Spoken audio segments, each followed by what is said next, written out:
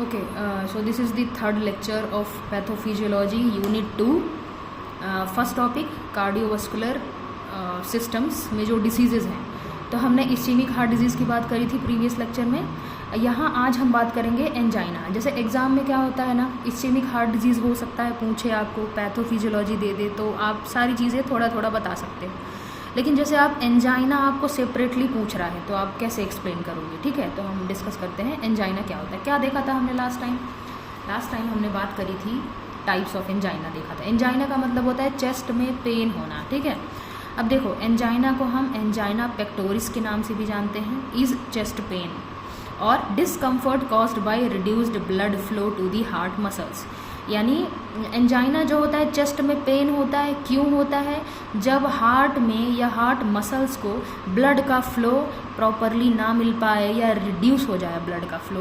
क्यों रिड्यूस होता है? हमने लास्ट टाइम देखा था इस्चेमिक हार्ट डिजीज़ में कि एथेरोस्क्लेरोसिस हो जाता है ना, मतलब फ्लाक का डिपोजिशन हो जाता है, कोरोनरी आर्टरीज में ब्लड का फ्लो जो होता है वो ब्लॉक होने लग जाता है, तो उसकी वजह से ऑक्सीजन भी नहीं मिल पाता टिश्यूज़ को, तो उसकी वजह से होता है एंजाइना। एंजाइना का मतलब चेस्ट में पेन होना।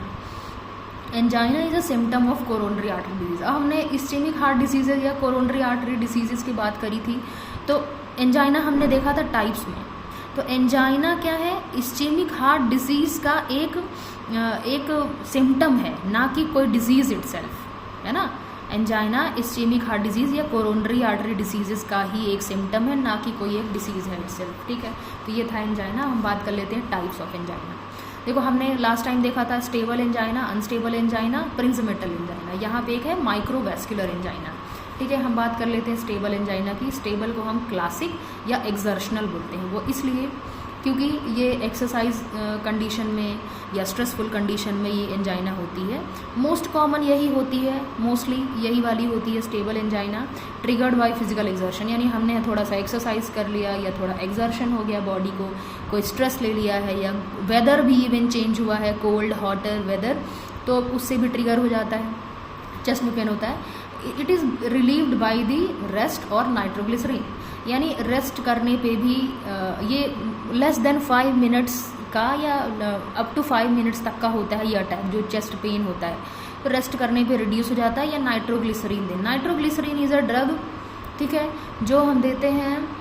नाइट्रोग्लिसरीन नाइट्रेट्स के अंदर की एक कैटेगरी है, बहुत बड़ी कैटेगरी है नाइट्रेट्स। फिर आइसोसॉर्बाइड डाइनाइट्रेट, आइसोसॉर्बाइड मोनोनाइट्रेट या नाइट्रोग्लिसरीन, इसको बेसिकली सबलिंगुअली देते हैं, यानी बिलो द टंग इसको प्लेस करते हैं और ये इंस्टेंटली जा करके रिलीफ देता है इस पेन से। प्रिडिक्टेबल पैटर्न ओवर टाइम, यानी टाइम के साथ हम इसको प्रिडिक्टेबल ये इसका पैटर्न होता है कि कब आएगा, कैसे आएगा, कैसे कंट्रोल कर सकते हैं, ये सारी चीज़, ये होता है स्टेबल एंजाइना। सेकेंड है हमारा unstable angina. Unstable angina resting के कंडीशन में भी होता है और विथ मिनिमल एक्सर्शन, या मिनिमल एक्सर्शन करने पे ये ज़्यादा सीवियर होता है, मतलब स्टेबल से बहुत ज़्यादा सीरियस होता है ये। प्रोलॉन्ग्ड और अनप्रेडिक्टेबल, प्रोलॉन्ग्ड यानी लंबा टाइम पीरियड होता है इसका जो अटैक आता है, और वो अनप्रेडिक्टेबल होता है। May not be relieved by rest और मेडिकेशंस, यानी मेडिकेशंस से या रेस्ट से रिलीफ नहीं मिलता है इसमें। ये एक मेडिकल इमरजेंसी कंडीशन होती है, यानी मायोकार्डियल इन्फाक्शन होता है। क्या होता है मायोकार्डियल इन्फाक्शन? Heart attack. हमने देखा था ना last time ischaemic heart disease के टाइप्स में मायोकार्डियल इन्फाक्शन क्या होता है? Heart attack, complete blockage of the blood flow, यानी ब्लड फ्लो में जब कंप्लीट ब्लॉकेज हो जाएगा तो हार्ट में अटैक आ जाएगा, इसी कंडीशन को हम बोलते हैं मायोकार्डियल इन्फाक्शन। तो अनस्टेबल एंजाइना के कारण मेडिकल इमरजेंसी हो सकती है मायोकार्डियल इन्फाक्शन। ठीक है, तो ये हो गया अनस्टेबल। थर्ड है हमारा वेरिएंट और प्रिंजमेटल्स एंजाइना। ये भी हमने प्रीवियस क्लास में बात करी थी। This is caused by coronary artery spasm, not by the atherosclerosis. अब ये जो है ना वेरिएंट या प्रिंजमेटल, ठीक है, ये हमने लास्ट टाइम में देखा था कि atherosclerosis is not the reason for the variant और प्रिंजमेटल एंजाइना। इसमें क्या होता है? इसमें स्पाज्म होता है कोरोनरी आर्टरी, यानी कॉन्ट्रैक्शन रिलैक्सेशन जल्दी जल्दी होने लग जाता है, ब्रेथलेसनेस होने लग जाती है, हार्ट बीट तेज हो जाती है। Occurs at the resting condition, often during night और अर्ली मॉर्निंग। ऑफन क्या होता है? या तो नाइट टाइम पे या अर्ली मॉर्निंग में ये होता है। Released by the calcium channel blockers और नाइट्रेट्स, यानी नाइट्रेट्स देंगे हम या कैल्शियम चैनल ब्लॉकर, ड्रग की कैटेगरी है ये। अगर ये निफेडिपिन, अम्लोडिपिन, ये सारी चीज़ें देंगे तो उससे कंट्रोल किया जा सकता है वेरिएंट या प्रिंजमेटल एंजाइना को। फिर है हमारा fourth one is microvascular angina, इसको हम सिंड्रोम एक्स भी बोलते हैं, सिंड्रोम एक्स। ये क्या होता है माइक्रोवैस्कुलर? माइक्रोवैस्कुलर का मतलब है कि जब ब्लड वेसल्स, कोरोनरी आर्टरीज क्या होती हैं, हार्ट से ब्लड को लेकर के जाती हैं, पंप करती हैं थ्रू आउट द बॉडी। अब ये पेरीफेरी में जा कर के जो कोरोनरी आर्टरी होती है ये ब्रांचेस में कन्वर्ट होती है, यानी सपोज हैंड्स में, आर्म्स में ब्लड की सप्लाई देनी है, लेग्स में सप्लाई है, एब्डोमेन रीजन में है, तो माइक्रोवैस्कुलर एंजाइना वहाँ पे due to problem in the small coronary artery, यानी छोटी छोटी जो कोरोनरी आर्टरीज है ना उसमें प्रॉब्लम होने से ये एंजाइना होता है। चेस्ट पेन विद एक्सर्शन, यानी चेस्ट में पेन होगा एक्सर्शन के कारण, most common in the women. यानी जो माइक्रोवैस्कुलर एंजाइना है ना ये विमेंस में कॉमन है, ठीक है, लॉन्गर ड्यूरेशन ऑफ पेन, इसमें जो पेन का ड्यूरेशन है वो लॉन्गर होता है यूजुअली, ठीक है। These are angina and types of angina, ठीक है। ये वीडियो आई थिंक थोड़ा लंबा जाएगा, हम बात कर लेते हैं पैथोफिजियोलॉजी की। पैथोफिजियोलॉजी क्या होता है? Pathophysiology imbalance between oxygen supply and demand in myocardium, या मायोकार्डियम होती हैं हार्ट की जो मसल्स होती हैं ना उनको हम बोलते हैं मायोकार्डियम। जब ऑक्सीजन की सप्लाई डिमांड दोनों में इम्बैलेंस हो, यानी डिमांड ज़्यादा है एक्सरसाइज या स्ट्रेसफुल कंडीशन में लेकिन सप्लाई कम है, तो होता है एंजाइना। चेस्ट में pain most common due to atherosclerosis in the coronary arteries, यानी कोरोनरी आर्टरीज जो ब्लड को हार्ट से पूरी बॉडी में पंप करती हैं, अगर उसमें कोई एथेरोस्क्लेरोसिस मतलब फ्लाक का डिपोजिशन होना कोरोनरी आर्टरीज में। तो देखो स्टेप्स देख लेते हैं अपन। एथेरोस्क्लेरोटिक फ्लाक सबसे पहला, इसका क्या मतलब होता है? Forms in the coronary artery narrowing of the lumen, यानी जैसा हमने इस्केमिक हार्ट डिजीज़ में देखा था, इसमें ये है हमारी कोरोनरी आर्टरी, ठीक है। इसमें क्या हो जाता है जब कोई लिपिड या फैट ऐसा डिपॉजिट होने लग जाना, एथेरोस्क्लेरोसिस होने लग जाना, ठीक है, यानी क्लॉट का फॉर्मेशन बेसिकली होने लग जाना, तो क्या हो जाता है ये जो हमारा ल्यूमेन यानी इनसाइड जो है ये ल्यूमेन क्या हो जाता है, नैरो हो जाती है, ठीक है। तो क्या होगा, मायोकार्डियल ऑक्सीजन डिमांड इंक्रीज हो जाता है। देखो डिमांड ज़्यादा है, सप्लाई कम हो गई, इसके कारण एथेरोस्क्लेरोटिक फ्लाक के कारण डिमांड ज़्यादा है, लेकिन क्योंकि हम एक्सरसाइज कर रहे हैं, ठीक है, हमको ऑक्सीजन की ज़्यादा सप्लाई चाहिए है लेकिन सप्लाई कम है, मायोकार्डियल ऑक्सीजन डिमांड इंक्रीज हुई ड्यूरिंग एक्सरसाइज और stress. Inadequate blood flow, blood का जो फ्लो है वो इनएडिकेट है, सफिशिएंट क्वांटिटी में नहीं है, which leads to myocardial ischaemia. इससे क्या हो जाता है, मायोकार्डियल यानी जो हार्ट के जो मसल हैं, हार्ट की जो सेल्स हैं उसमें ऑक्सीजन की कमी हो जाती है। क्यों? इस्कीमिया, मायोकार्डियल इस्कीमिया का मतलब होता है लैक ऑफ ऑक्सीजन, तो मायोकार्डियम में ऑक्सीजन की कमी हो जाती है। उससे क्या होता है, ऑक्सीजन की कमी जब होती है, ठीक है, तो एनारोबिक मेटाबॉलिज्म एक्टिवेटेड हो जाता है। देखो एनारोबिक मेटाबॉलिज्म एक मेटाबॉलिक प्रोसेस होती है जो एनर्जी प्रोड्यूस करती है ऑक्सीजन के एब्सेंस में, ठीक है, metabolic process that produces energy in the absence of oxygen. यहाँ पे क्या हो रहा है, मायोकार्डियल इस्कीमिया यानी हार्ट के मसल्स को लैक ऑफ ऑक्सीजन नहीं मिल पा रही है, तो एनारोबिक मेटाबॉलिज्म एक्टिवेटेड हो जाएगा, यानी एनर्जी तो चाहिए है हार्ट सेल्स को, तो मेटाबॉलिक प्रोसेस होती है एनारोबिक मेटाबॉलिज्म, ये प्रोड्यूस करती है energy in the absence of oxygen, यानी ऑक्सीजन की एब्सेंस में एनारोबिक मेटाबॉलिज्म एक्टिवेट हो जाता है। अब एनारोबिक मेटाबॉलिज्म एक्टिवेटेड हुआ, ये एक साइकिल होती है जिसमें लैक्टिक एसिड का फॉर्मेशन होता है, ठीक है।